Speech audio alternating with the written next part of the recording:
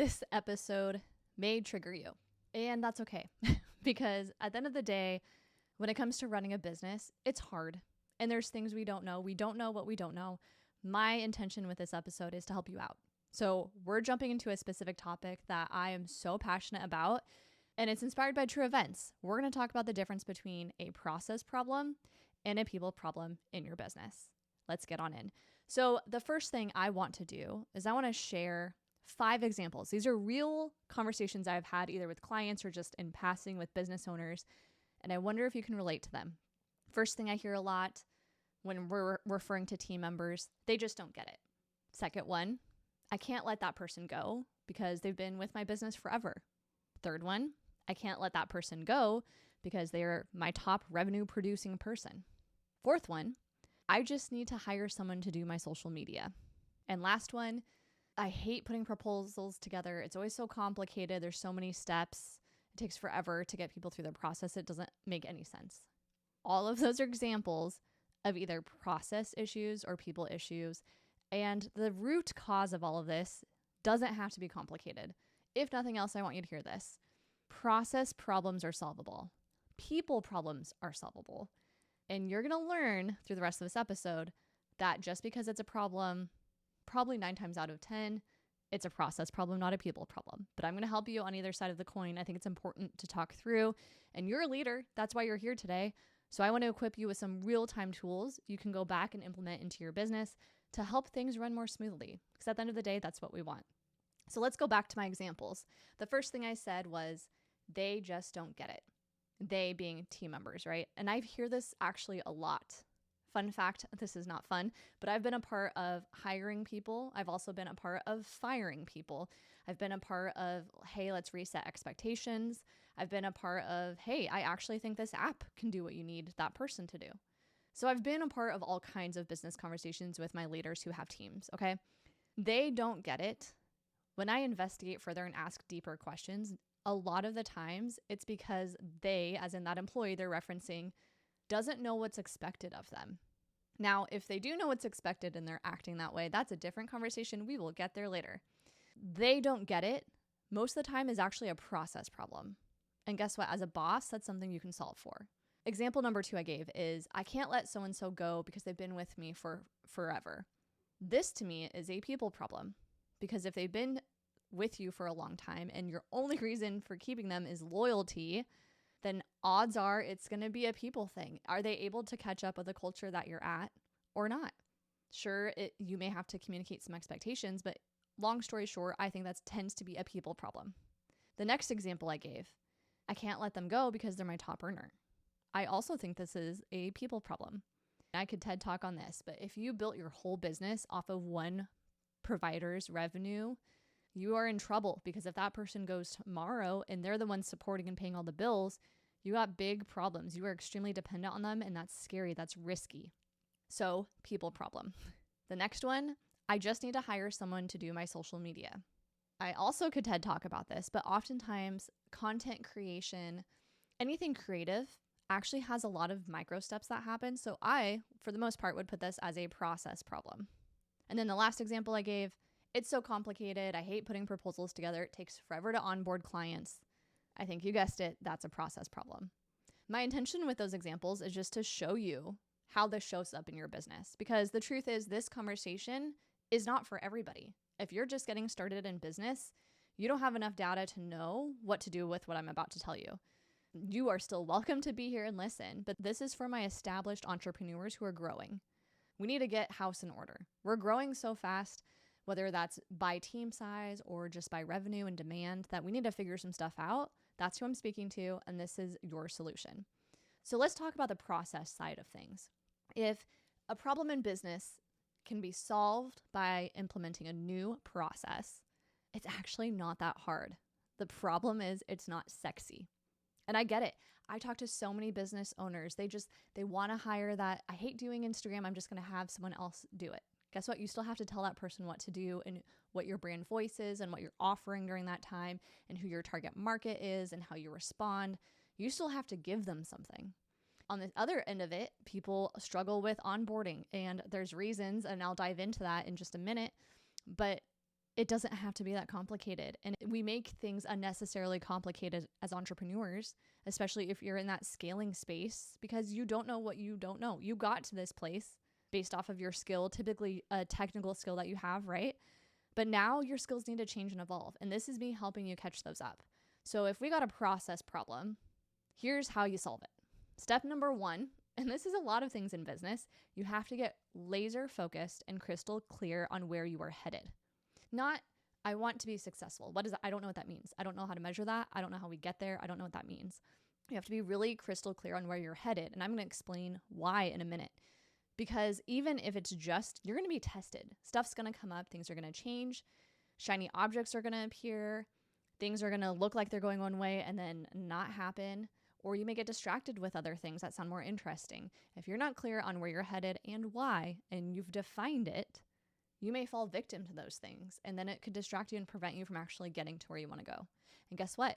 If you have a team or you're even a contractor, if you're thinking of hiring people to help support you in your business, if you don't know where you're going, they definitely don't know where you're going, and that is a problem. No matter what kind of position, if they are a bookkeeper who you are hiring out, if they are a social media manager, a virtual assistant, another hairstylist, a photographer, a brand development person, a salesperson, all those people need to know where you're headed. You are the captain of the ship, so buck up. You got to be that person for your team. So if you don't know where you're headed and why, pause, go figure that shit out right now. Whether you're solo or you got a team of 60, don't care. You got to know where you're headed.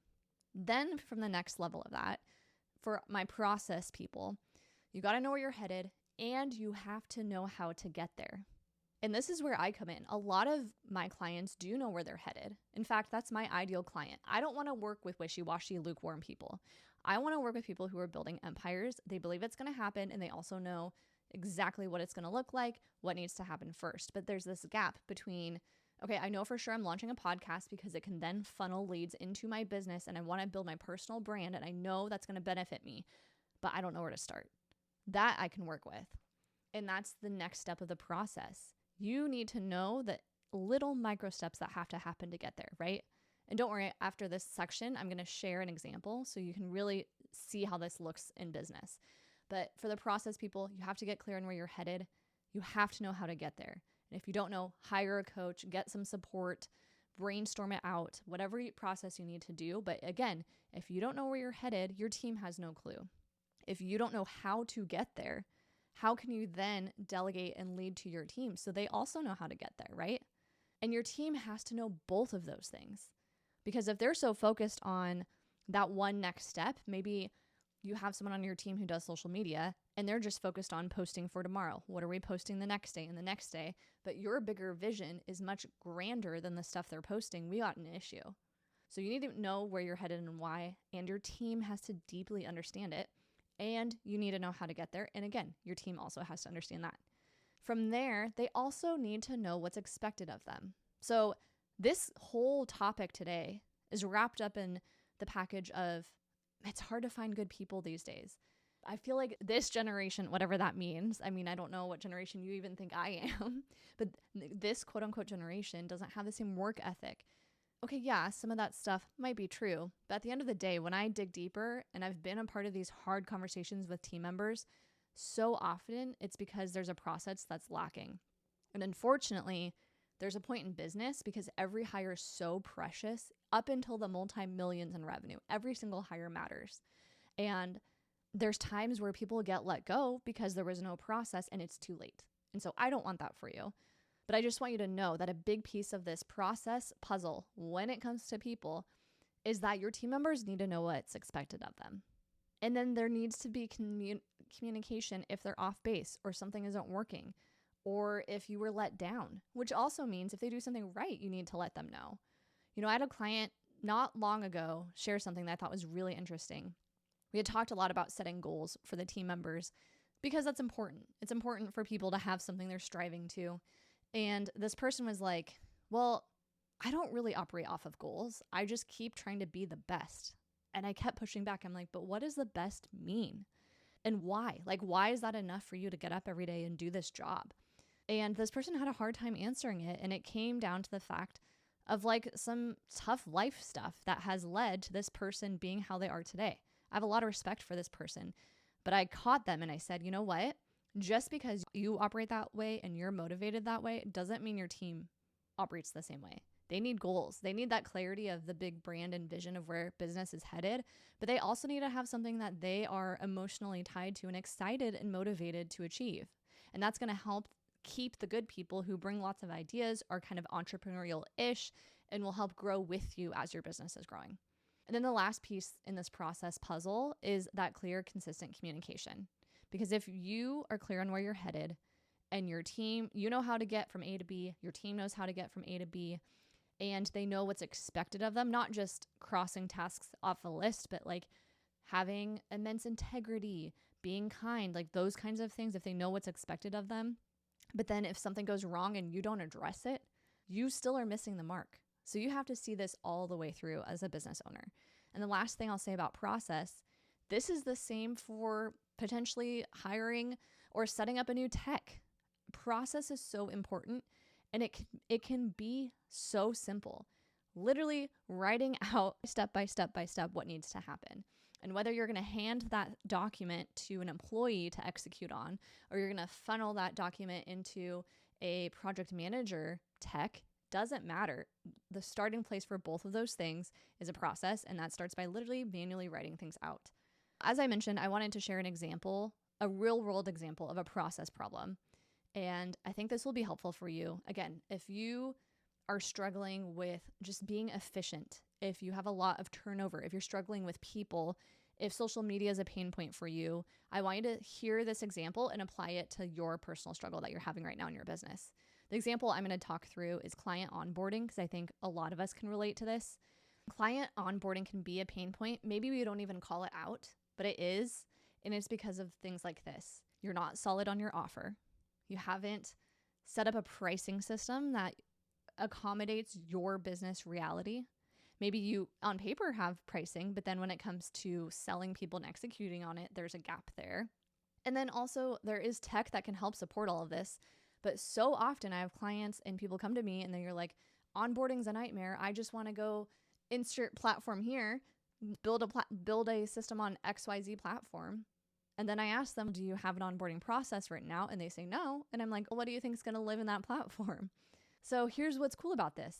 If you're listening and you're like, wow, onboarding is my problem, guess what? You can solve this problem for free right now after this episode. Go home and write this out. Here's all the things you need to iron out your onboarding, okay? It actually starts before the onboarding process, because onboarding for someone who is not an ideal client feels different. It feels like you're being scammed. You aren't excited. If it's a heck yeah person, you're going to feel different. So the onboarding process actually starts before signing. And it looks like this. You need to have your hell yes offer. You need to have your hell yes pricing. You need to have your hell yes people, your target market. And you need to know the right timing, your capacity. How many people can you honestly handle at one time as a business? And if you know those first and foremost, and ideally, they're living in a document that your team members can also reference, then when it goes to find a process to support the executing of this, the signing of the documents, the invoicing, all of that stuff, it's a lot easier to set it up. Then you can also find the right platform that supports you and your needs. I could do a whole episode on platforms that suck. By the way, in my opinion, they all do. There's no perfect platform that supports me and my business needs. I'm like a hodgepodge of a couple different things, which is so annoying, but that's a conversation for another day. But all that to say, what has really helped me become more efficient and remove that pain point of onboarding is step by step what exactly needs to happen and making sure I have ironed out who is my ideal person for this offer. Is this my ideal offer? Is it my best seller, or is it something I love doing? And if you are a business with teams, doing that for the overall business, yes, but also having your individual team members doing it as well. Because if they're having a hard time booking clients, re-signing clients, odds are there's a gap in the same process. So that to me is a tool that you can rinse, repeat, apply for other things. I'm going to use another example, the podcast. I talk about this a lot, but if you're in business and content creation is a struggle for you, this might be helpful for you. It's hard to just create content out of nowhere as a business owner and get direct benefit from it. Why? Because there's so many micro steps and decisions that have to happen between I need to post something and then posting the thing, right? So what I have found to be helpful is to get clear on where I'm headed and why. I have my whole year planned out. I talk about this often. Within that, every month I have a specific person I'm speaking to, a specific offer we're either selling or just promoting. And then within there, I have micro topics that align with that bigger offer with that specific person in mind. So when I sit here to record this episode for you, I'm crystal clear on who I'm speaking to and why. I literally have a person sitting on the other side of this in my mind listening to this episode. And I'm curious if you're listening in real time, I'd love actually for you to share this episode. And if you could say, hey, it's me. Like, hey, Kelsey, you're speaking to me. You're speaking my language. That'd be actually really cool because I want to test if what I'm saying is speaking and resonating to the right people. But all that to say, the big umbrella topic of content creation definitely needs a process. And guess what? I have a team that manages all my content. But if I didn't have my process, it would be hard for me to get them what they need.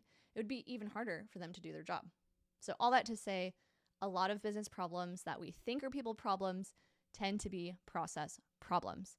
But like I said in the beginning of the episode, we're going to talk people because at the end of the day, that does happen sometimes. I've been a part of those conversations and sometimes it is a people problem. So let's talk about that for a little bit.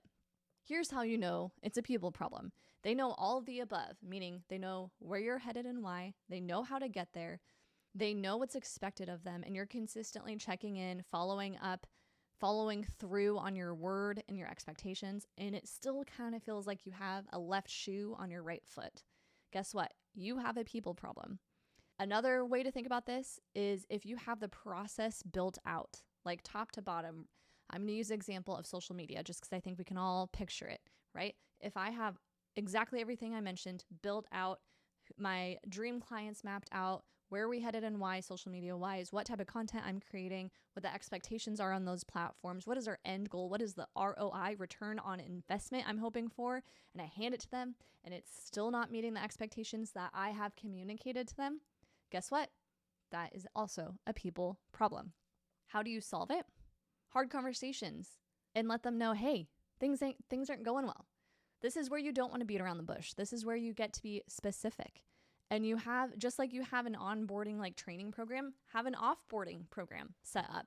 So that way you can say, hey, I'm not happy. Here's why, because you know the expectations. I've shared them with you. XYZ is important to me. I'm not seeing these results. I'm not seeing you do these things. I've seen you handle it this way when we've talked multiple times about handling it this way, whatever that looks like, having multiple check-ins that are documented also. And then from there, if those are not resolved, letting them go. They may not be a fit. I've been a part of so many hard conversations where it was a great person, lots of ideas. They cared about the business. And most often I see this with business owners that are scaling and have multiple employees, and it's someone who's in a manager role. They were part of the program from day one, and they served a time where it made sense for them to be in that role, but the business has grown beyond that person's ability, and there's just a conflict there. And if you're listening to this and you feel like I'm targeting you, I've been there too, and it's hard. You can love people as people, but they could also still be the wrong fit for your business. And to me, the real litmus test is, have I created a clear process? Have I also communicated that clearly? And have I had multiple check-ins? And have I really tried to give them all of the tools they need to succeed in this role? Yes, no. If yes, and it still doesn't feel like a fit, having that honest, clear, compassionate conversation of, hey, I'm sorry, but this just is not working. And I think that is so important as business owners. What I see often happen is business owners don't face this stuff. They don't address the process stuff, that is for sure. And they let people go off of vibes with no real feedback. That person goes off into their career and world and never gets better. And I think all of us could be better in this world if we talked about these things and we shared what's working and what's not. Hey, Kelsey, just so you know, here's something I've noticed quite a bit about you. It's really important for us to have integrity. I noticed, here's a couple examples of things that happened where I didn't see integrity. Can you explain to me what was going on? And then maybe we talk constructively about it. And if I don't fix, that's a core value of our business, I'm sorry, it's not going to work. I'm probably going to leave and cry, but maybe I'll think about it and maybe that will make me a better career person down the road. So we as business owners have an opportunity to not only protect our business and what we're building, but also provide good insights to our people. I mean, if we're letting them into our world and we're supporting them in that way, they deserve to know the truth. And I hate watching people get let go and it's wrapped under false reasons and no one learns and no one gets better from it. So all that to say, I want to give you a real example because I think this is so valuable. And this is something I've struggled with too. I didn't realize I had so many process issues until multiple different hires because I was expecting them to build all the processes and I wasn't communicating my expectations. That's not fair. And it took me really learning and flexing my leadership muscle to improve this. So this is coming from a place of personal experience. Right now I have my A team. Everyone on my team is killing it. And I can say it's because we have really great processes that support people where they can shine in the roles that they have. So the last thing I want to do here is give an example if you got a people problem. And the example I'm going to give is just a virtual assistant. I think a lot of people have either had them or they fantasize having them. Here's where the person can be the solution in your business. So I mentioned earlier how processes can be the solution a lot of the times in business, more than you think. But there are a couple times where people can solve problems for your business. And here's a great example. So say all of your processes are dialed in. You have a clear onboarding, you have clear expectations, your clients are happy and they're telling their friends and they're coming back and payroll is just doing its thing. Everything is dialed in. But there's just a few tasks that are necessary to your day-to-day operations that keep falling through the cracks because you don't have time and you are focusing your time on where it needs to go. If that's you, a virtual assistant might be a great solution. Here's two things to consider though. One, the process piece. A virtual assistant is the second word, an assistant, which means you still have to give them process, expectations, leadership. That is not typically going to be a problem solver. There are different roles that do more of that. But if you're looking for someone just to check off to-do lists, get a couple admin tasks done, and if investing in that person gives you time back that you can then use to bring in more money or pour into your team so they make you more money, then guess what? Your people solution would be hiring a virtual assistant. But I say all of this with caution because I think so often we run businesses thinking that we don't have enough time in the day, we're stressed, we're overwhelmed, we meet someone who's nice and checks a couple boxes, so we hire them. And I just encourage you, if you're listening to this episode and you're feeling that pressure to hire that person, pause and check your processes first. See if that can support that person. And if you hire the right person, you need enough to get by, but they should make your processes even better. So all that to say, is it a people problem or a process problem? Most of the time, it's probably a process problem. And in the one-off chance that hiring that person is going to help make life easier and allow you to spend more time selling, or letting go of that person who's been a ride or die and served for a season in business is going to allow you to really grow and scale your team to that next level. Being aware of that is the key. And I think what I'm learning more and more with the multi-7-figure business owners that I serve who have teams, more often than not, the people who are killing it, who are thriving, make confident decisions. And I think a lot of that comes from really solid processes and then finding the right people who execute on those processes. So that's what I have for you today. I have a special request. I launched something brand new and I'm really excited about it. If you're listening to this and this is like really hitting it for you, I'm actually rolling out my Mastermind, which is part retreat, part mastermind. It's specifically for people 150 in rev and above with at least one employee. And it's going to be specifically about leadership development, creating better systems and structure in your business, and clearly handing off the ball of delegation so that way you empower your team members to help you scale your business to the next level. If that's something that you're interested in at all, I would love for you to check out my website. I have an application. I actually only have a couple spots left for this, which is crazy. But if all goes well, this will not be the last time I launch this thing. And I would love for you to check it out and apply if that feels like a hell yes for you. You can check it out at kelseymarieknudsen.com/remastermind. And thank you so much for being here, listening to this episode. I hope to watch and cheer you on as you share this episode, like I mentioned halfway through. And I can't wait to see you dial in, button up those processes to help grow your business to that next level. Thank you so much. Catch you next week.